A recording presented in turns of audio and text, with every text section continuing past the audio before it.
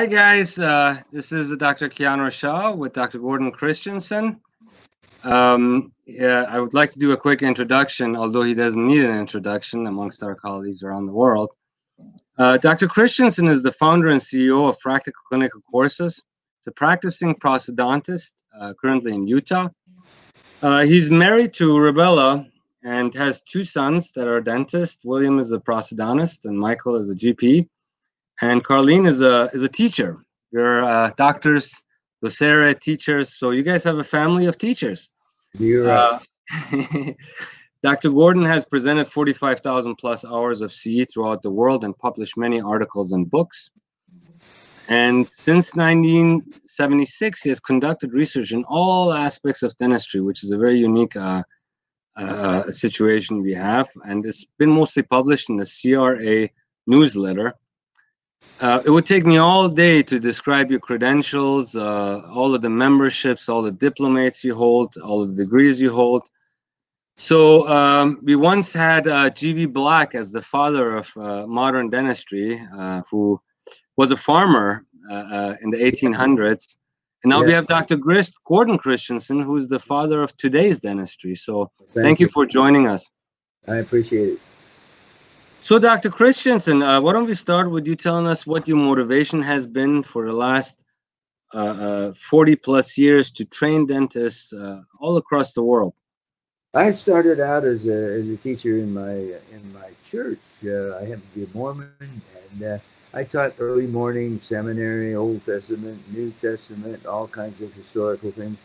So, and then I was a debater in junior high school, college at a national level. I did extemporaneous speaking, debate, and getting into dentistry was a goal I had from junior high on. And as that occurred, I started speaking right while I was in the military. I went right into the military after dental school, right at the Vietnam War. Spent several years there. And I was motivated to continue to speak. It started out at a local level in Washington, and then expanded into national level and gradually international level over about a 10-year period. That's basically how it happened. Of course, I did a few graduate schools in there as well. Wow, very impressive. So, Doc, how many dentists have you actually trained? I couldn't find a number. Like oh my gosh, I have no idea. Our report now is into 100,000 practices in 93 countries, and that is one of our major ways of communication. However, in a year of speaking, I see somewhere between 25,000 and 50,000 dentists face to face. And then I've had many interns over the years from countries all over the earth. It'd be impossible to judge. Wow, very impressive. We wish we had more and more Dr. Christensen in our profession. We'd be set. Thank you. So, Dr. Christensen, a common question, I have only trained with about 2,000 dentists, a little bit over 2,000 dentists over my time, the last 10 years. And traveling around offices and kind of gaining an understanding of what challenges doctors had, because I was doing all of the endo, all of the more complex procedures. The question comes up the most recently in the last 5 years, I've heard it more and more. How do we choose the right continuing education? There's so much continuing education out there, and not always the intention is to train a doctor. Some people have alternative motives. What would you say to a young guy coming out of school now? How do you go about your continuing education endeavor? It's the same old saying, word of mouth. There are so many companies now sponsoring continuing education free of charge that much of it, candidly, is biased. Obviously, if the company sponsors a person, they're going to be sure that person talks about whatever. They often ask me, "Who's your sponsor?" And I say, "Nobody." Nobody. And that's very abnormal right now. So word of mouth. And if you were to look at the few hundred who provide courses, there are some really good unbiased people, but there are some that you just look in their face and you know it's whatever company that they're going to be talking about. So word of mouth is probably one of the better ways. There used to be continuing education websites when the internet was just coming on. And that old guy died, but he would actually go into programs and rate them. And then out of the Northeast U.S., he did a nice job. So there used to be ratings. It's almost impossible to judge right now unless word of mouth is used. On the other hand, publications and the publications are also misleading somewhat. Why are they misleading? Because there are so many peer reviewers. I don't know how many publications I have, 1,000 something. And many of them are in so-called throwaway magazines, and many of them are in peer-reviewed journals. I find I get more into a throwaway as to how I really feel and the message I want to get over than I do into a peer-reviewed journal, which automatically turns you into whatever that peer reviewer wants. I don't have any positive good ways. One thing I would say negatively, and that is be careful on the internet. You don't want some drunken guy wandering around with an iPhone making a video and proclaiming it as fact. And then they stay on there for all eternity. We do thousands of videos, and if we've done them over the years, as soon as they go out of date, they're taken off. And then many things will go off within 6 months. If I'm doing something on bonding agents or something like that, 6 months later, that's defunct. If you're into something like occlusion, that will be stable. But there's a lot of stuff on the internet that is not good. Yeah, you can find just about everything there, right? Yes, just about in one click. So it's very important, the point that you made. These continuing educations aren't always necessarily designed to benefit the clinician. They're designed to push a product or a service that that this corporation offers Very to correct. patients. Or Yes. it's very important that we choose the right continuing education. So for someone that has been out lecturing and training thousands and thousands of dentists, this is what peer-to-peer is all about. I don't know if you're more familiar with what we're doing. Peer-to-peer was a concept that came to the financial sector about 10 years ago. In the last 5 years, it has exploded, where they created lean mean systems between two peers without intermediaries, where there could be information exchange, loan origination, and they would cut out the banks and the third parties. And the banks participate to a certain degree sometimes in the origination process. But you can get your lending license with the state. And that was very interesting to me because Yes, it cut out all the third parties and leveled the field for all the little guys. that's good. And so that's what we're doing. And we are seeking the advice of our colleagues like yourself that have seen it all and sort of package this information up for our college to decide what they want to do with it. But I'm very interested in your CE Continuum. We started the Extraction Academy 5 years ago, and it always is mind-boggling to me when a dentist says, I don't do extractions. What do? You're doing dentures and crowns and that's it? Or so there's some procedures that we can't afford not doing in our clinic and in our clinics and offices. And you created a continuum of 10 different courses that will lead a doctor to be state of the art and be standard of care. So I want to talk about that a little bit, Doc. It's very comprehensive. It includes operative, pros, implantology, all of the hot topics, especially the implantology, which is becoming very prominent now, and more doctors should be doing it. There isn't enough oral surgeons and periodontists to address the 120 million Americans that have missing teeth. Yes. At least one missing tooth. So here, tell me about how you came about it, because normally when I go to a C course, it's subject specific, but your practical continuum is very interesting to me. Let's discuss how you came up with the idea. It covers just about everything. It does. I was frustrated with just the lecture circuit because you see hundreds of people sitting out there. All you see is their eyeballs. You don't know them. You don't know where they went to school, if they're competent, if they're non-competent. So in 1981, I decided, why don't we start hands-on courses? And we did it. And that became practical clinical courses. if you're interested in it, those of you watching this, the website is P as in Paul, pccdental.com. There's a series of 15 two-day hands-on courses. As an example, there are 4 in implants, which I know this group is very interested in. There's an initial neophyte course of 2 days going into small diameter and conventional diameter implants for healthy people with good bone. Jumping into a second course of 2 days, which is guided.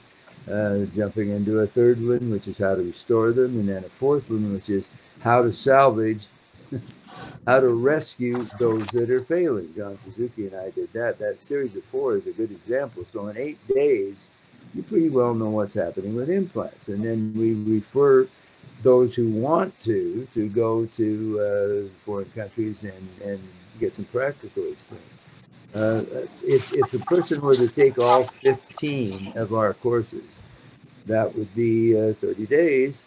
You would essentially, it sounds egotistical to say, but you would essentially have a clinical education, I'm going to say it, superior to most dental schools, because it's all name brand people that we've selected. You've got Suzuki and Kerner, and you've got a sleep medicine person. There are all kinds of people you would recognize. And it has worked very well. At this point, although these courses are small, 20 to 40 people, we find that half of them are young dentists up to 5 years out of school, for which they get half tuition, and half of them are young women. I'm delighted because in the major continuing education courses, ADA in Chicago, Midwinter, Greater New York, etc., we don't see young people. You don't see those people. It's mainly geezers like myself who come to those courses. So what a change it has been. That once they get in our continuum, they stay in the continuum all the way through. I love your philosophy. You understand that dental schools don't teach us, and people that come from different dental schools learn different things. They don't teach us a lot about business. They don't. Some of them don't ever do extractions or endo, and we come out and are thrown in the real world. And the real world is a lot different than what they teach us in school. So this crash course continuum is a great idea. And I know a lot of the people that you work with. Yes, these are titans of industry, Dr. Suzuki, Dr. Corner. And let me ask you off the side, how did you manage to be a dentist that everyone likes? Dentists have a very strong opinion about different procedures. And oh wow, I do have a PhD in psychology and have always been interested in that. And there are ways to influence people positively, which you know well, and there are ways to irritate the crap out of them. There are ways to make them mad at you. There are ways to think you're egotistical. So if I could say anything about that, it's the same thing that keeps a marriage together. Listen a lot. That's an important point. And don't speak until you understand that other person well. If I get an audience where there's a guy constantly asking questions, I'll learn how to turn my eyes to the other part of the room until I find out a little bit more about that person, and then I can respond in a tactful way. People do not want to be put down, and you see that in many of the courses where, oh, I'm good and you're too dumb to even understand what I'm saying. I see that in too many courses. Huge ego. Some of the organizations I belong to, you go in and the ego is so heavy you can hardly breathe. We're all trying to do the same thing. I think we want to influence people positively, make them feel good about themselves. Any village idiot can do medical or dental things with a little education and experience. And therefore, to put someone down, they may just be a little slower on the draw. So it is tact, it is learning about them, learning why they might have a stupid question. And you never say that. There's not a stupid question. There is a stupid question, but you can't say it. Or you put that person down, they'll never ask another question. It's tact, it's empathy, it's looking into the soul and heart of that person to see why they're asking the question and to open widely enough that they will ask other questions. I commend you because, yes, sometimes you have somebody in the audience that is set in their ways and they attack the speaker, and how you manage to that is a phenomenon on its own. Wonderful. So you understand that business and marketing and all of these other things are half of the equation. So you start your continuum with faster, easier, high quality dentistry. Yes, sir. Can you tell me a little bit more about that? Okay, most dentists, and you said it very well, do not have anything in business in dental school. In fact, it's negative. The guy that taught me business in dental school came in with a pile of yellow papers that he had probably used the last 40 courses, and he had never practiced. Never. That's just a Surprise joke. me. And then I look at dental deans. I was in education 15 years. I went all the way to full professor, clinical dean, and was dean of a large continuing education center, Scottsdale, for some time. And as I look at this experience, it is highly, highly frustrating to me to see that they're not getting pragmatic education in many of the schools. Some are. Some of the newer schools that have started that were initially thought to be inferior are now turning out, in my opinion, after seeing hundreds and hundreds of them come through our hands-on courses, they're doing better than some of the large universities, because the large universities are so set on research from the government, and therefore aiming their efforts and their enthusiasm toward research and not toward getting a qualified dentist out of school. I'm seeing that again and again and again. Some of the schools that are rated highest have the least clinical involvement as the kid gets out. So we need to get back to our roots. We are dentists. We selected dentistry. We love dentistry. And there's no reason to fake it and try to be something else. If you want to be something else, go to school in that area. But if you're going to be a dentist, you've got to learn how to do dentistry and run those hands. Yes, you nailed it. You hit the nail on the head when you said it's all about also family, civility, understanding the cultural competency, having cultural competency, understanding people's culture, because you can offend patients if you don't understand your gestures, and our pool of patients are ever changing. So this is great. And then you hit the in your continuum, you hit the most important things, starting with perio and gum health. Then you go to restorative, then you go to oral surgery and implantology. So is there a sequence that Yes. you like for them to take it? I would prefer that they start with the faster, easier, higher quality dentistry, which is a life experience, how to organize yourself, how to select employees who are very adequate.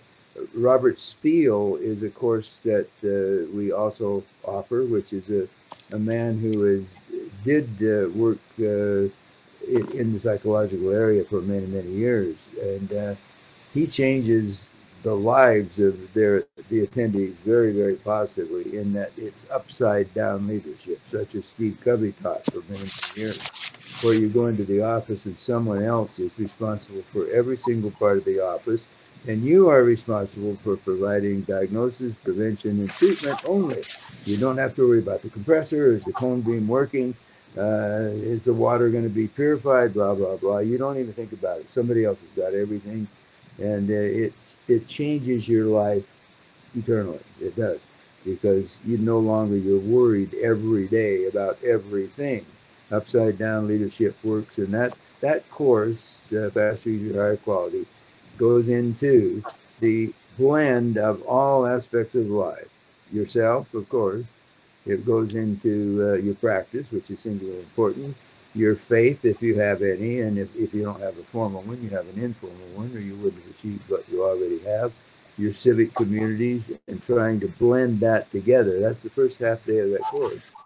And then once you've organized yourself and you figured out who you are, what you want to do, what you want to become, then it's very easy to jump into the initial things very well, which would obviously be operative dentistry. That's still the bread and butter. And then going on into crown and bridge, and then getting into perio, simple oral surgery. There's a sequence that's pretty obvious. And now you got blood on your hands. Now you're into implants, and you carry on through how the heck do you restore them, and then finally how do you salvage everything, because everything fails over a period of time. Yeah. So when you say implants, you got also two implant modules, implant 1 and implant 2. In Yes. implant 1, you cover narrow platform implants. Yes, we and it's pretty interesting, and you know it as well as I. We've watched implants, whatever, 36, 37 years. I took my original surgery course between Brandon mark himself. And then I went to, that was at Mayo, then I went to Gothenburg and did their surgery course. And as I look over the years, I thought implants were going to salvage every aspect of dentistry, and they have to a limited degree. It changes almost every treatment plan you or I do, even down to one tooth. But this last few years, the Gothenburg research has shown 45% peri-implantitis at 9 years, which is highly frustrating because now it's made a little pall over the enthusiasm. Uh, and it's also looked at the many, I would say even 20 reasons why implants could fail. And I'm not going to enumerate those. We have them in videos. We have them in the course that Suzuki and I did. What are the potential reasons for failure? Let's avoid them. I'm going to Mayo for my annual physical coming up very shortly. And I usually have a bone density test, which I doubt many dentists are doing for implants. You get a 45-year-old woman with osteoporosis or osteopenia, and you're putting an implant in. I'm sorry, that's not correct. Till that's, some dentists don't even know simple things like that. And they leap right into implants and wonder why they fail. I'm not concerned about it myself. I think that if we recognize the 20 or so reasons for implants failing, we can avoid most of them. Don't overload them.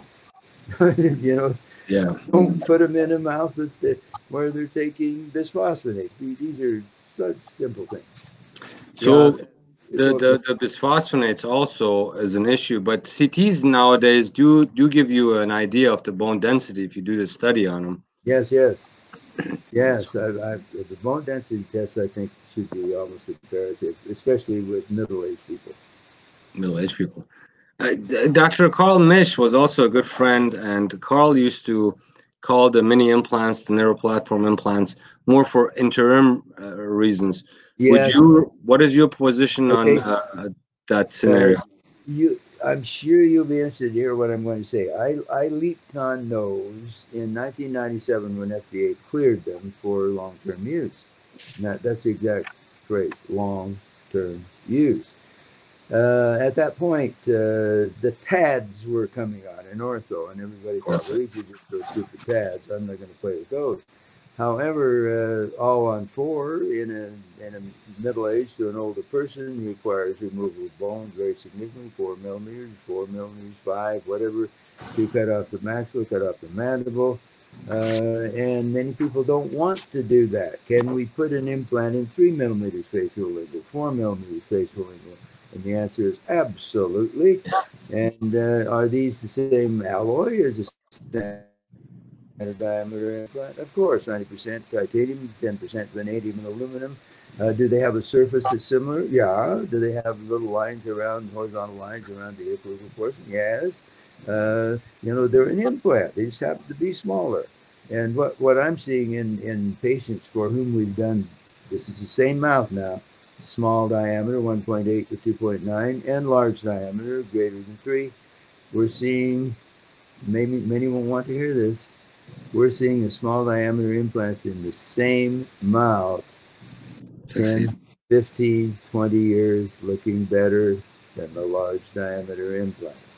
I have many reasons why that's probably happening. One is there's no juncture point. They're one piece, so there's not bug poop coming out all the way around.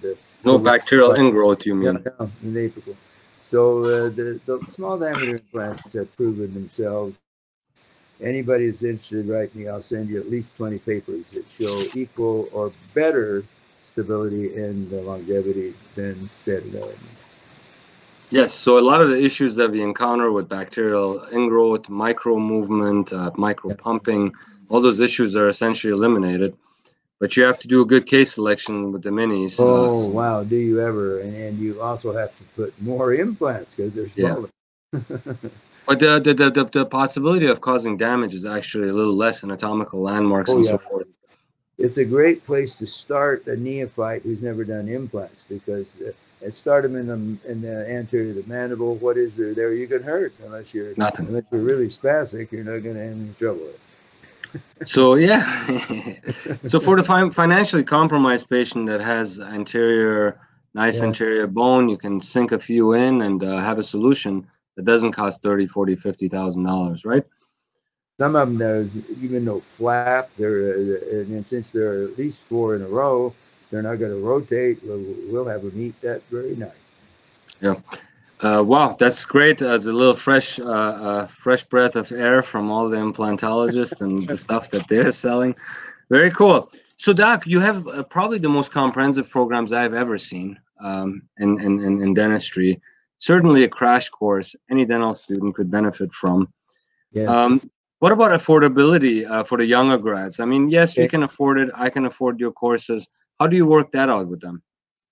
Uh, the courses we're providing are not even a fraction of the cost of the courses that you see advertised constantly. And for the young dentists, up to and including the 5th year out of school, they're even half of that. Wow. We're not trying to make money. I don't even take a salary from any of the research that we do. Going clear back to the beginning, 1976, when we started CR, we've never taken a salary for any of that. All we have to do is feed the employees. We have 50 full-time employees, many researchers, some clinicians, lots of support staff.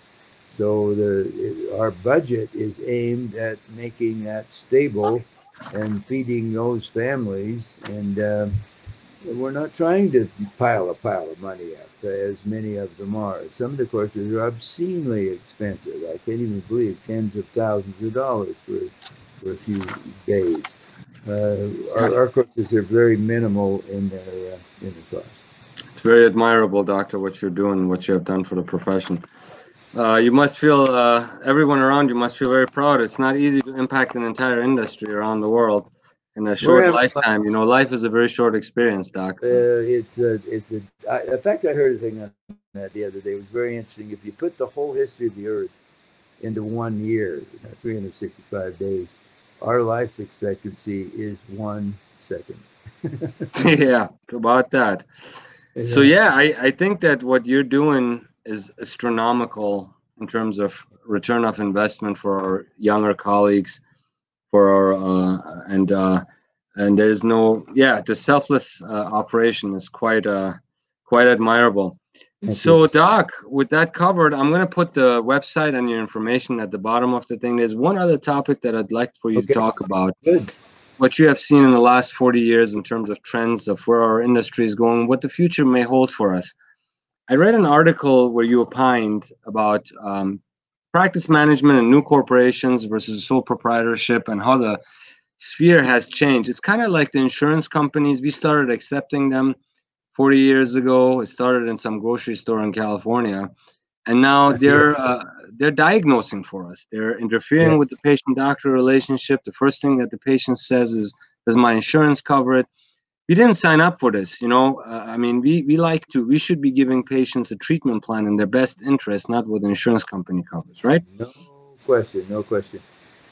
Back in the olden days, and obviously I've got a few years on me, but back there, private practice was the primary mode.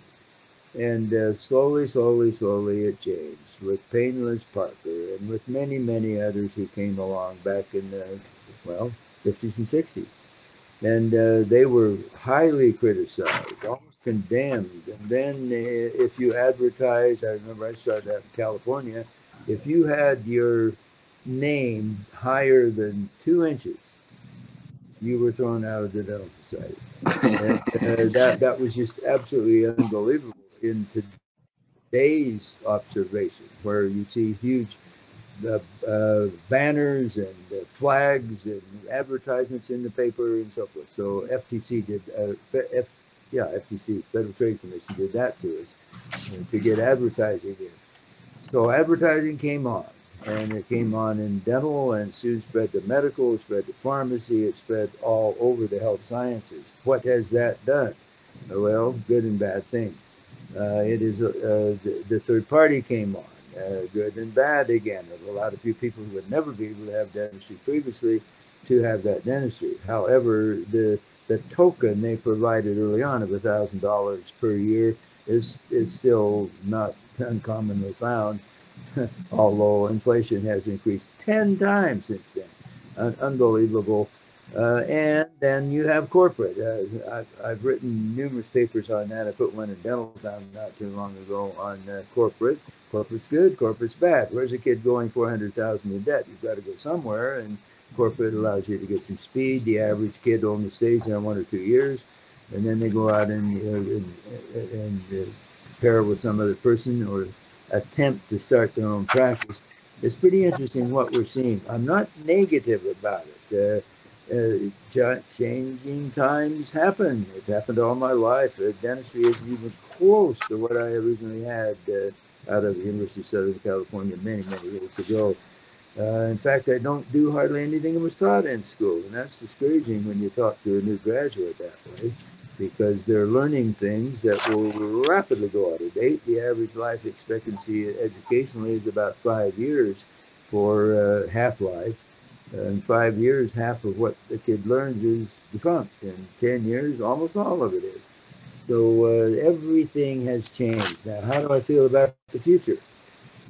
It's a different future. I don't think solo practice is going to die. There is an interesting thing happening in Florida. A man by the name of Greg Winteregg is starting the Private Practice Dentist Alliance, and trying to not beat on these things that seem negative, but to identify what solo practice or private practice, let's say it, what that does for the patient. They see the same dentist every time. They establish trust.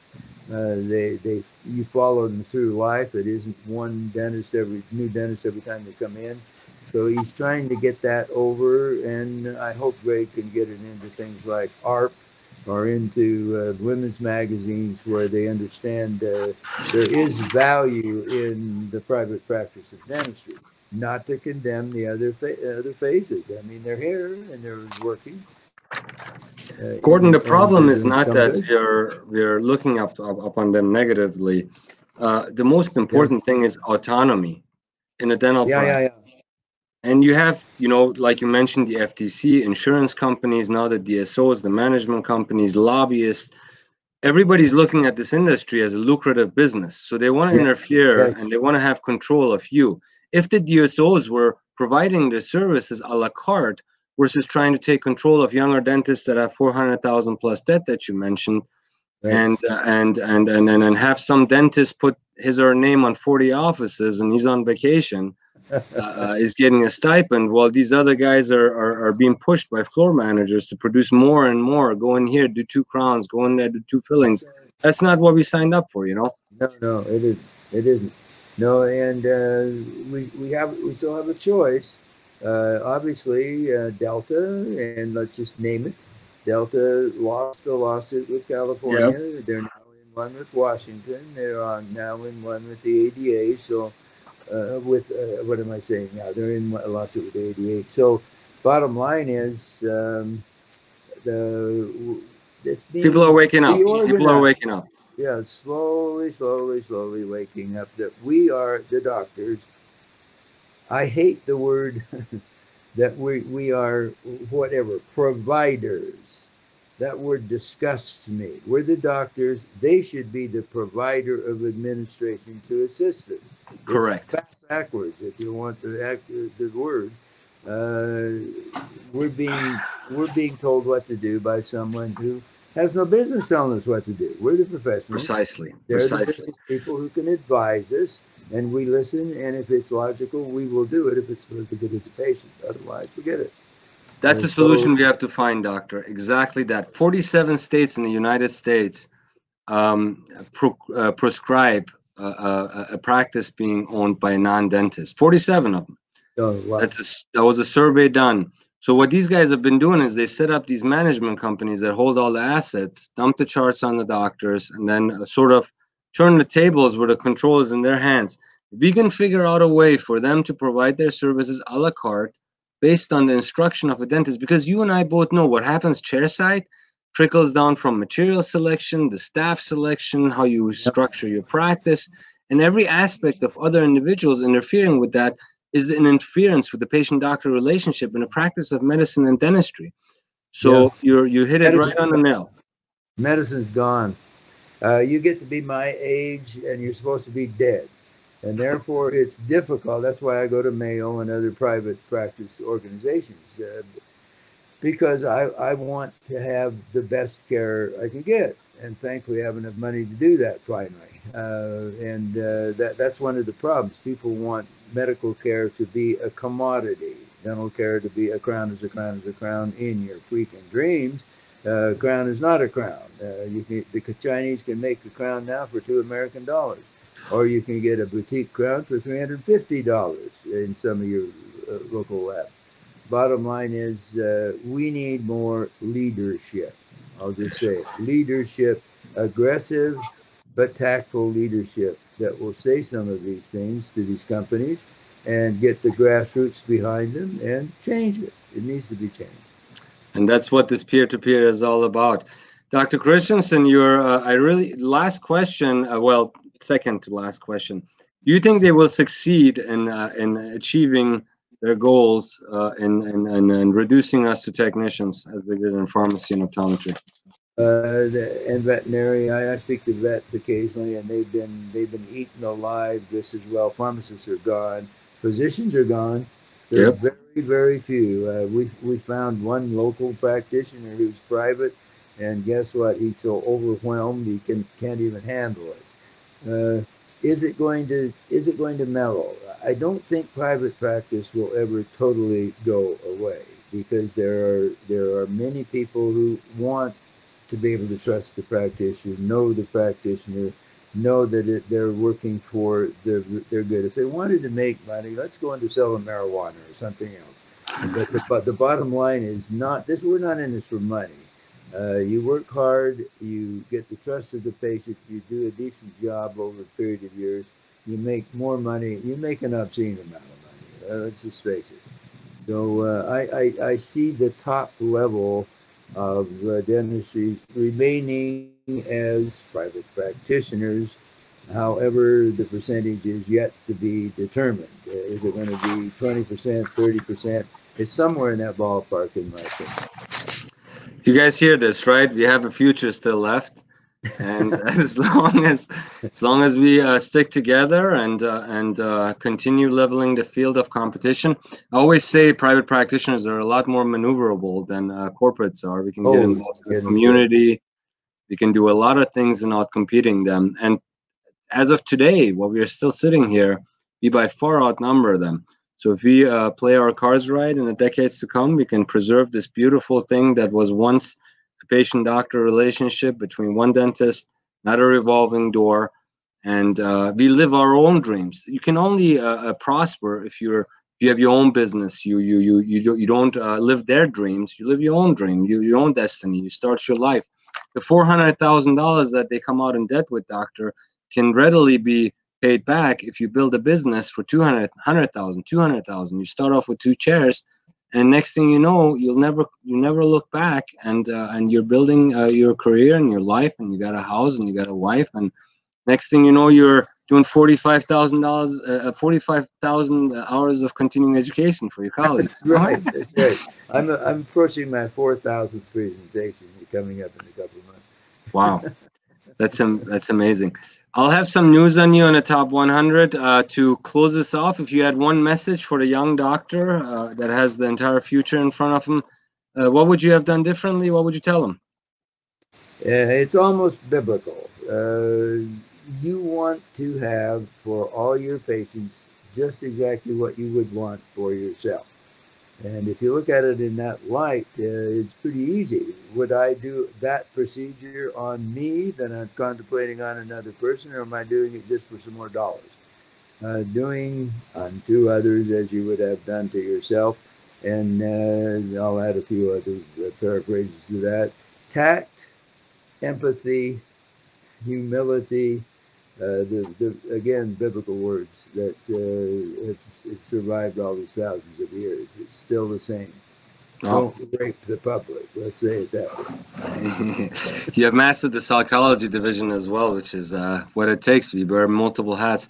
Dr. Christensen, on behalf of all of our colleagues and myself, thank you for everything that you do for us. And I hope your career continues. You're not going anywhere. And I look forward to seeing you again soon at a conference. Thank you for very your much. time, and we'll be in And touch. thank you for putting your organization together, and keep doing. We're pleased to see what's happening. You got it, doctor. Thank you so much. Take care. Thank you. Bye-bye.